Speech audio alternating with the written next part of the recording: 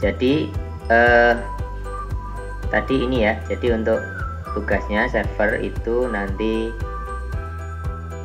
kalian deploy server di dalam server ini ya, artinya bikin server di dalam server atau yang dikenal dengan virtual private server atau VPS.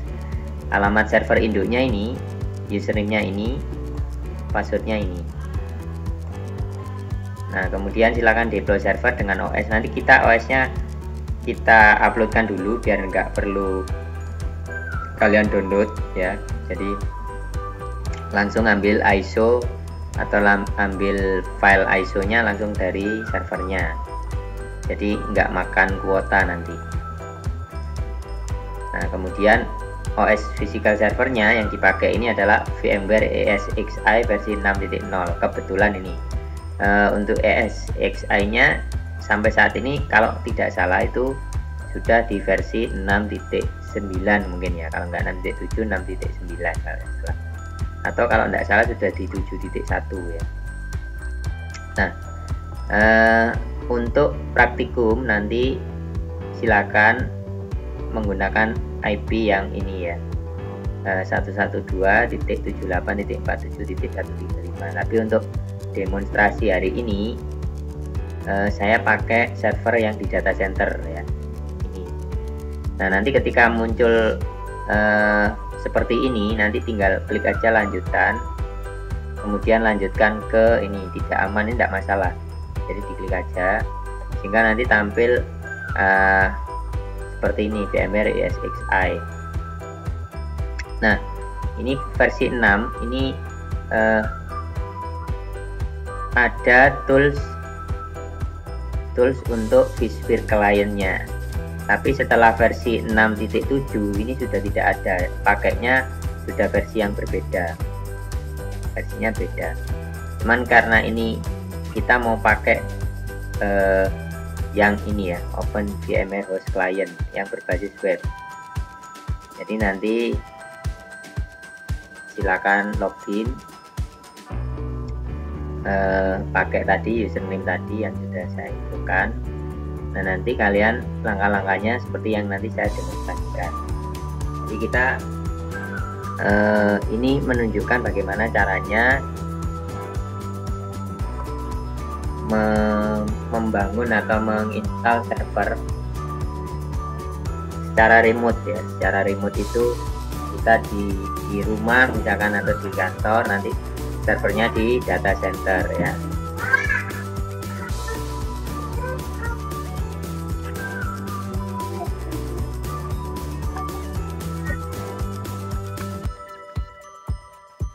Nah dalamnya nanti seperti ini, maksudnya user interface-nya dari VMware itu seperti ini ya. Nah ini ada virtual mesin di sini ya, jadi tinggal virtual mesin kalian klik. Ini kebetulan ada banyak nih virtual mesinnya. Nah nanti untuk membuat virtual mesin cukup create and register VM ya, kemudian akan muncul seperti ini, kemudian create new virtual machine, kemudian klik next. Selanjutnya beri nama, misalkan server, nanti silakan diisi dengan nama dan nama anggotanya ya, misalkan ini yang hadir siapa nih, Salsa misalkan, Salsa contoh ya. Kemudian kompatibilitasnya silakan aja diisi, karena ini versi 6 berarti dia maksimal pilihannya adalah 6, tapi minimal dia 4, tapi kita asumsikan itu pakai versi 6.0 ya, kompatibilitas ininya terhadap image-nya nanti ya, OVA-nya. Nah kemudian guest OS-nya, maksudnya guest OS ini nanti virtual server tadi nanti kita mau install OS apa. Nah kita tinggal milih di sini Linux, Mac, Other atau Windows. Nah karena kita mau install server Linux, keluarga Linux ya, varian dari Linux, kita pilih yang Linux ya. Misalkan Ubuntu, Red Hat itu Linux ya. Kemudian Mandriva, ZenOS atau yang lainnya ya, yang sejenisnya. Kemudian Ini kita kemudian saya contohkan ini untuk instalasi server Ubuntu misalnya ya. Ini ada banyak versinya. Nah, untuk server sangat disarankan itu menggunakan 64 bit. Kenapa? Karena proses eksekusinya itu lebih cepat 64 bit daripada 32 bit. Tapi kalau hardware-nya mendukung ya. Kalau hardware-nya mendukung sebaiknya 64 bit. Jadi ibarat tangan itu orang tangannya 2 sama orang tangannya 4 itu lebih cepat tangannya 4. Nah, itu 64 bit sama 22 bit. Nah, kita pilih Ubuntu Linux. Kemudian saya akan install Ubuntu ya. Kemudian silakan klik next. Nah, kemudian ini ada kapasitasnya mau berapa. Ini data store-nya hanya 1. Nanti di situ juga ada 1. Kapasitas total free space-nya sekian. Nah, ini. Kemudian tinggal diklik next.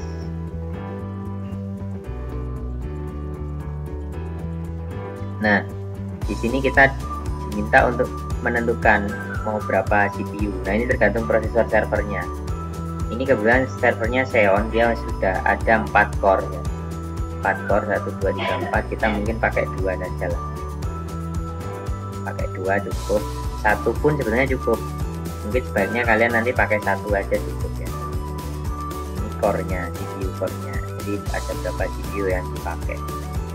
Kemudian RAM-nya mungkin 1 GB aja cukup ya. Ini RAM-nya 1 GB, artinya kalau 1024 ini berarti kalau di sini mega berarti artinya ini adalah 1 GB. Memori 1 GB.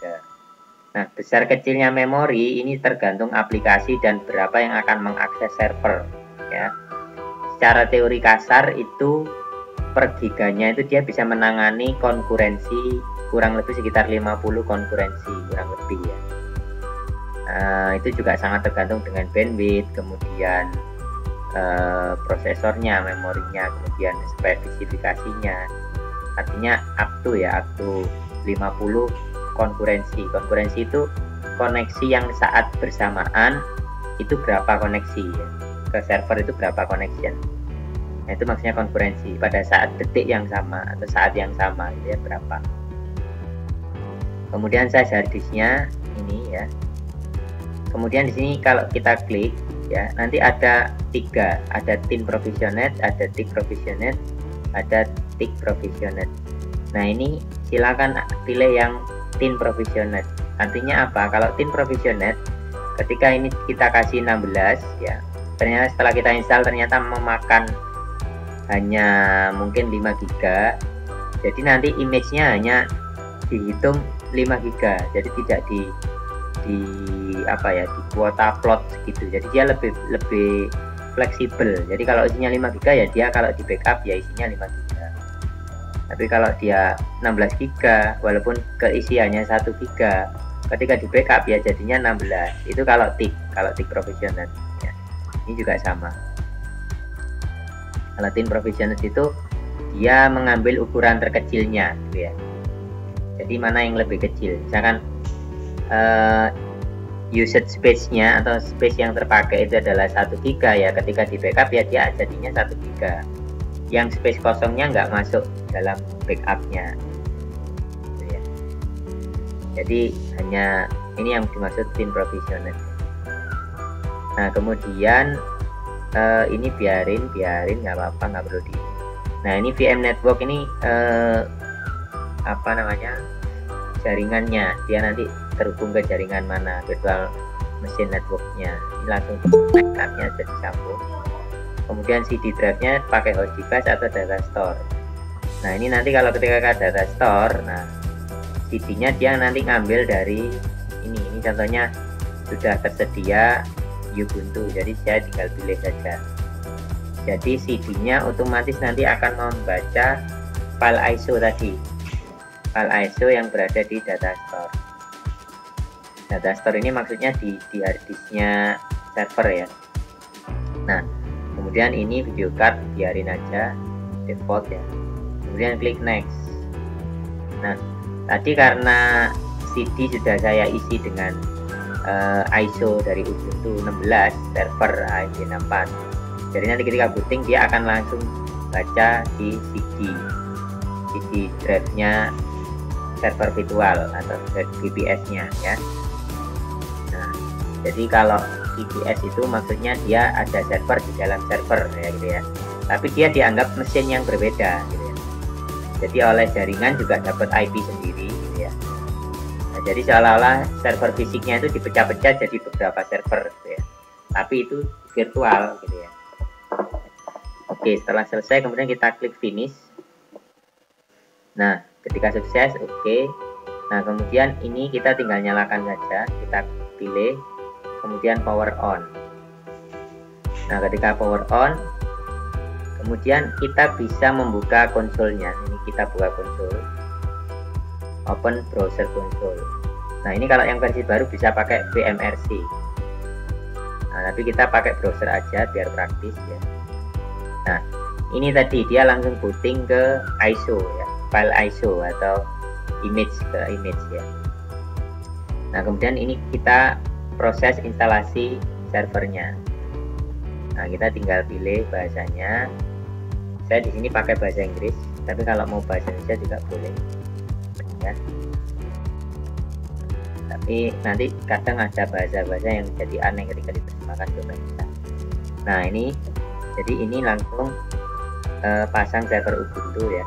Ini yang pilihan satu. Ini ada banyak pilihan, tapi kalau untuk instalasi pilih yang pertama, pasang server Ubuntu. Tekan enter. Nah, ini kita sedang mengontrol atau mengendalikan server virtual yang sudah kita bangun, sudah kita deploy ya. Nah, ini ada pertanyaan, apakah lanjut dengan bahasa yang dipilih? Oke, silakan klik ya. Kemudian negara mana? Indonesia, udah bener. Kemudian, nah ini kan aneh kan ya, itu harusnya maksudnya keyboard, nah, tapi kalau di Indonesia kan papan ketik. Nah, ini kita tidak perlu mendeteksi karena keyboard kita kemungkinan besar sama pasti ya, keyboardnya US ya. Jadi ini tidak perlu deteksi, tidak. Nah, layoutnya itu kalau keyboardnya QWERTY ya, keyboard QWERTY itu layoutnya English US. Ini langsung saja. Pola keyboardnya juga sama English US ya. Nah, kemudian dia akan mendeteksi perangkat keras. Ini proses instalasi servernya. Nah, jadi server virtual ini nantinya juga akan menjadi VPS atau virtual private server yang juga ketika kita NAT kan ya, kita misalkan punya IP public, kita bisa arahkan dan bisa juga diakses oleh publik ya, melalui jaringan internet tentunya.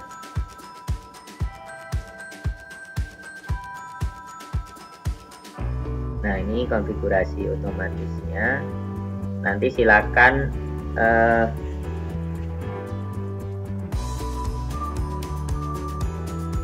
ini proses mendapatkan IP dengan DHCP, tapi karena di data center itu tidak ada DHCP, nah nanti kita akan memasukkan secara manual.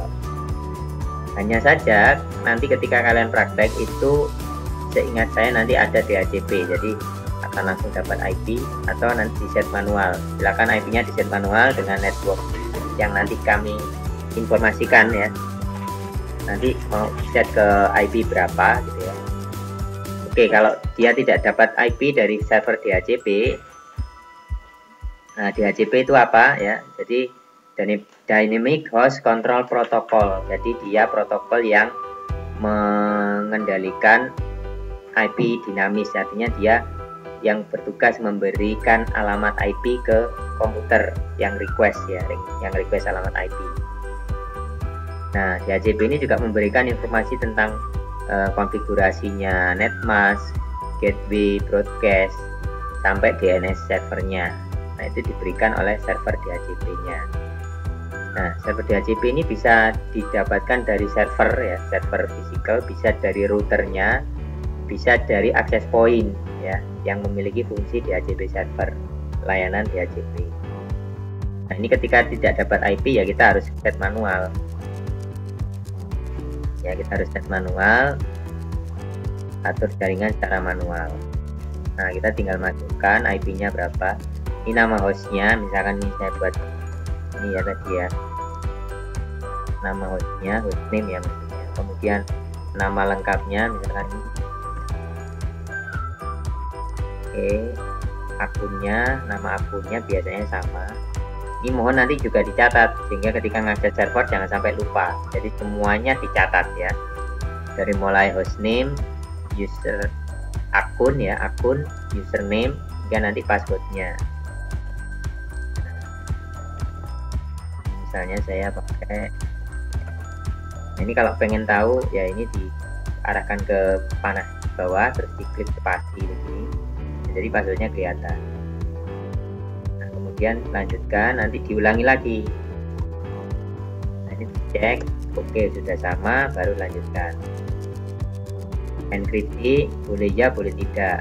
Kalau di enkripsi artinya ketika di situ nanti dipindahkan akan butuh sistem enkripsinya, tetapi ketika tidak ya nanti tidak perlu ada kode enkripsinya. Ini sementara kita buat tidak saja. Nah, kemudian zona waktunya ya, zona waktunya kalau di sini berarti WIB ya, Indonesia Barat. Nah, kemudian dia akan mendeteksi perangkat lainnya. Nah, kemudian ini selanjutnya kita akan diarahkan untuk mengatur partisi harddisknya. Jadi kita tadi sudah create 16 GB ya. 16 GB ini mau dipartisi atau tidak ya. Kalau tidak ya kita gunakan seluruh harddisk. Jadi dia otomatis mempartisi berdasarkan skema partisi yang sudah ditentukan oleh OS-nya ya. Ini kita pakai semuanya. Nah, ini harddisknya tadi 16 GB ya. Tapi kalau di sistem itu akan terbaca kurang lebih ya 16 GB. Ini kebetulan terbacanya 17,2. Jadi kita tinggal pilih harddisknya, karena harddisknya satu ya. Kita hanya pilih itu aja. Nah, ini yang dipropose oleh sistem harddisk secara default. Ini partisi 1 nanti itu ya, ke depan nanti ada swap ya. Swap itu seperti virtual memory kalau di Windows ya, seperti virtual memory. Tapi kalau di Linux itu swap. Bedanya kalau di Linux itu sudah diplot, nggak bisa DOT atau nilainya sudah nggak bisa digeser-geser kalau di Linux ya swapnya. Kecuali kalau kita mengubah partisinya. Nah, ini bedanya di situ. Kalau di Windows juga itu dia dinamis ya. Gitu. Nah, ini partisinya akan menjadi 3 ya, SDE, 2 SDE dan swap, extended 4 dan swap. Nah, jika sudah yakin maka tuliskan perubahan yang terjadi. Ini klik pilih ya. Nah, ini partisi, ini proses partisi. Setelah proses partisi baru nanti proses memasang sistem atau instalasinya. Jadi data-datanya, core filenya di copy dari CD-ROM tadi ya, dari ISO ke hard disk seperti kita install Windows atau mungkin OS yang lain. Nah, ini ketika kita letakkan di data store di server, proses ini akan lebih cepat gitu ya. Jadi kita upload dulu data ke data store, nanti kita uploadkan dulu ya.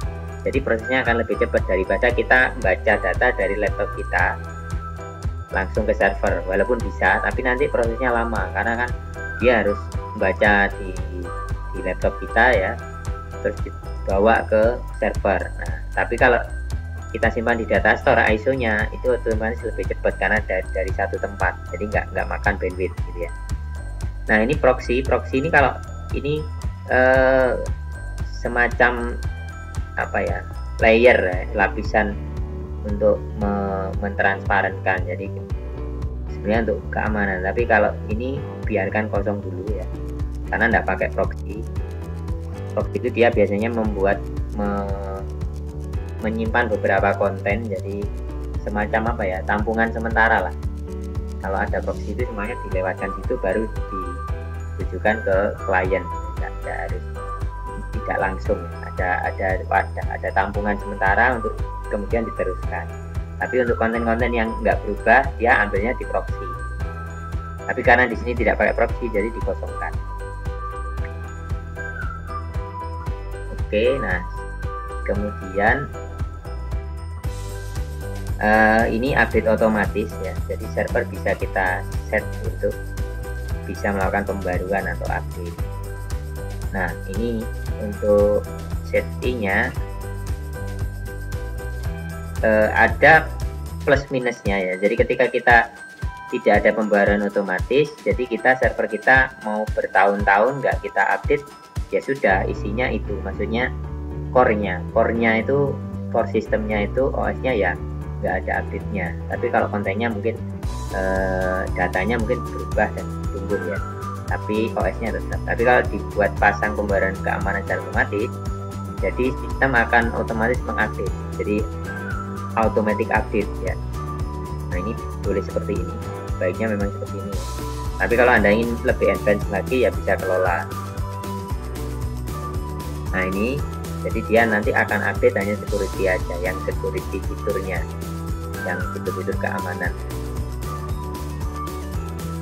Nah, ini paket dari OS ya. Jadi kalau kita mau bikin server DNS ya, kita aktifkan DNS servernya. DNS ini apa ya? Domain name server. Kemudian kalau untuk membuat web server silakan pakai yang LAMP server. LAMP server itu singkatan dari Linux, Apache,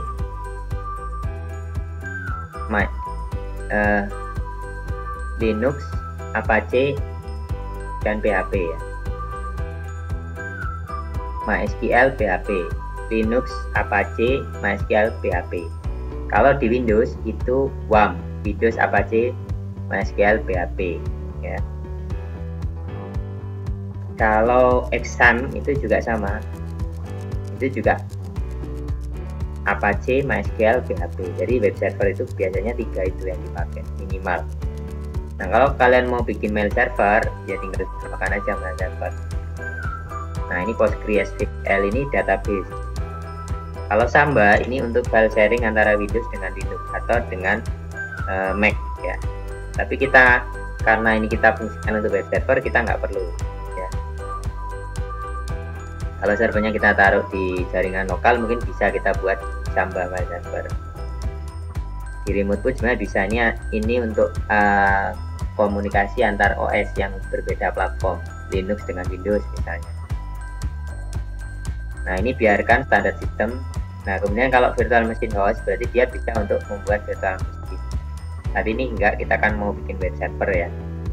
Nah, ini minimal ini LAMP server. Dan nah, ini kalau OpenSSH, ini ketika kita nanti mau pakai remote secure shell SSH.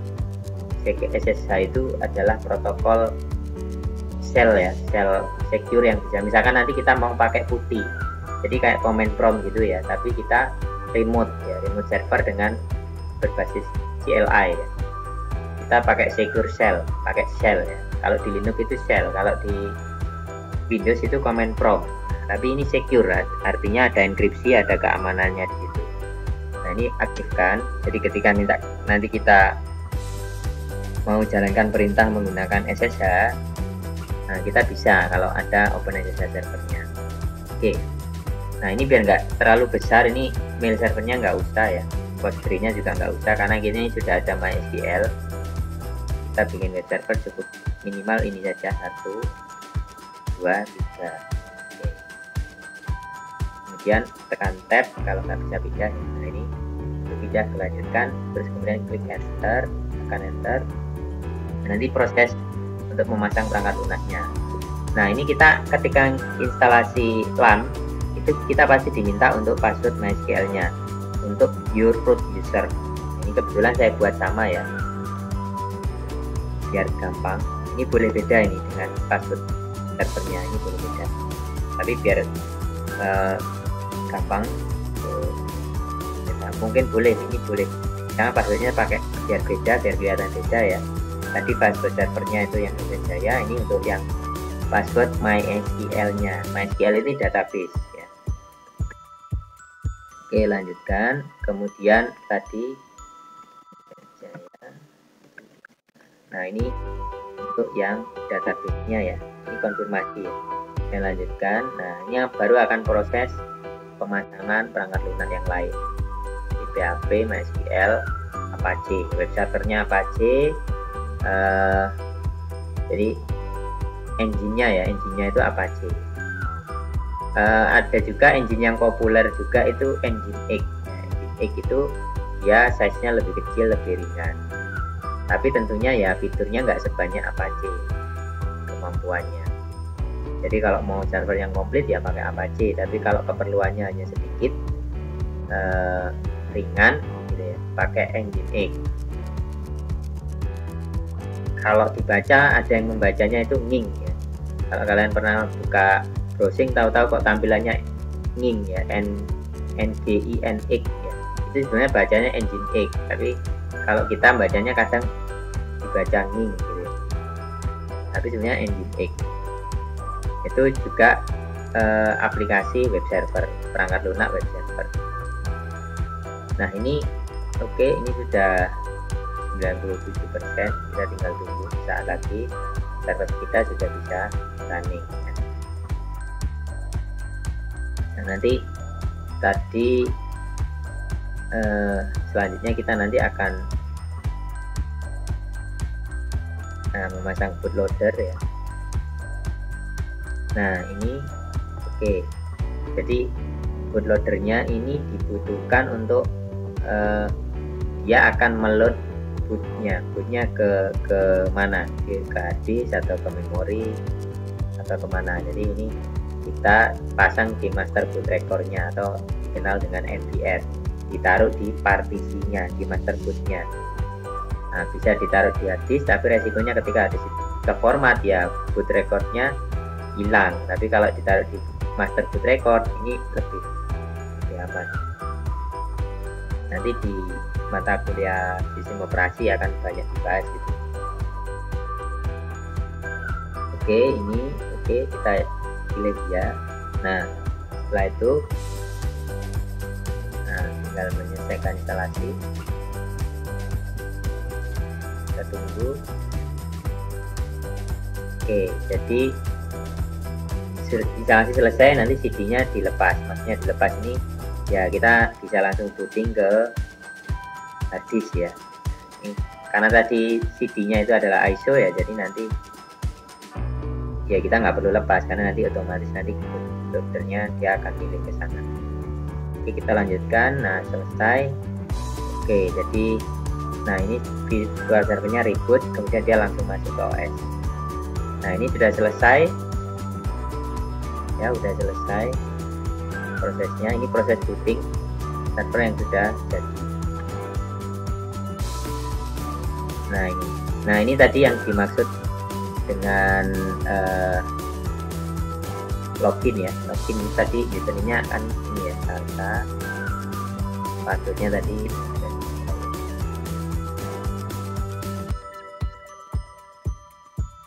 sorry. Oke, passwordnya.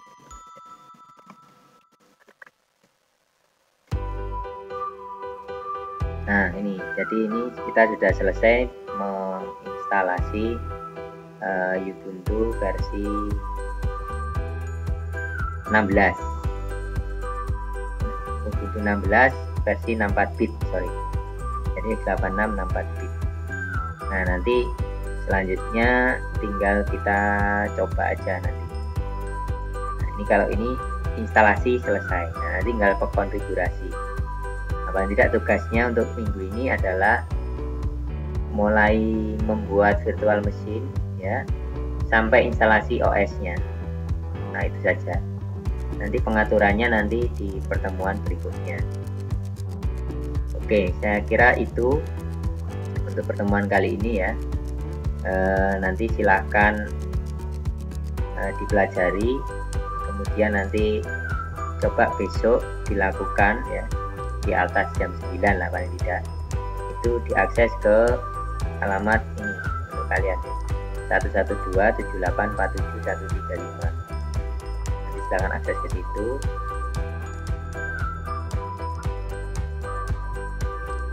Nanti langkah-langkahnya seperti yang tadi saya infokan. Jadi kalau mau mengeksplor lebih lanjut silahkan ya. Sumber belajar itu tidak hanya dari saya, tapi bisa dari internet, dari YouTube, dan masih banyak lagi ya. Oke, jadi itu